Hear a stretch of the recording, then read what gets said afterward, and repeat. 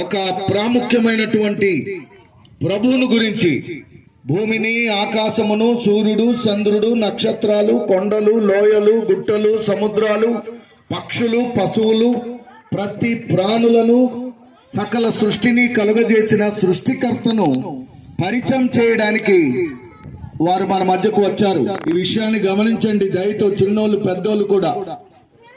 ప్రేమైన దేవుని బిడ్డలారా, మనుషులు మనబడిన మనము 100 సంవత్సరాలు బ్రతికిన తర్వాత అయినా ఏదో ఒక రోజు తప్పకుండా కన్ను మూయక తప్పదు. ఎంతటి గొప్పవాడైనా సరే ఏదో ఒక రోజు తప్పకుండా చనిపోక తప్పదు.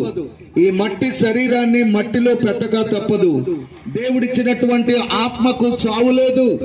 అమ్మలారా, బాబులారా, అయితే మనుష్యుడు చనిపోయిన తర్వాత మానవుని యొక్క కాలము అంతే అనుకోవడానికి ఏమీ లేదు. మనుషుడు చచ్చిపోయిన తర్వాతే అసలు శిక్షలైనటువంటి జీవితం ప్రారంభమవుతుంది.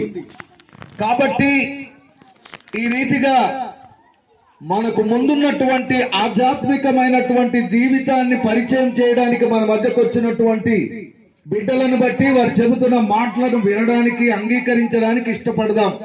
అదేమనగా, నీ కోసము, నా కోసము మరణించి తిరిగి లేచినటువంటి రక్షకుడైన యేసుక్రీస్తు ప్రభువును పరిచయం చేయడానికి వచ్చారు. యేసు అంటే ఎవరు?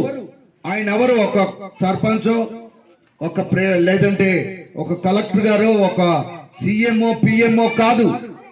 మానవాళి కొరకు, భూమి మీద ఉన్న మనుషులందరి రక్షణ కొరకు పరలోకమును విడిచిపెట్టి భూమి మీదకి దిగివచ్చి నీ కోసము, నా కోసము శిలువ మీద బలియాగమై ఆయన కార్చినటువంటి రక్తములో మనకు పాప క్షమాపణ కలిగించి, మన అతిక్రమ క్రియలను బట్టి ఆయన గాయపరచబడి, మన దోషములను బట్టి ఆయన చిత్రహింస చేయబడి, ఆయన కార్చినటువంటి రక్తములో మనకు పాప క్షమాపణ, ఆయన ధరించిన ముండ్ల కిరీటములో మనకు జీవ కిరీటము, ఆయన మరణించి మనకు జీవాన్నిచ్చాడు, ఆయన పునరుద్ధానుడై మనకు ఆనందమును, ఆశీర్వాదాన్ని కలగజేశాడు. తమ్ముడు, నాన్నగారు, అమ్మగారు, ఆ యేసు ప్రభువుని గురించి చెప్పడానికి మన గ్రామానికి వచ్చారు.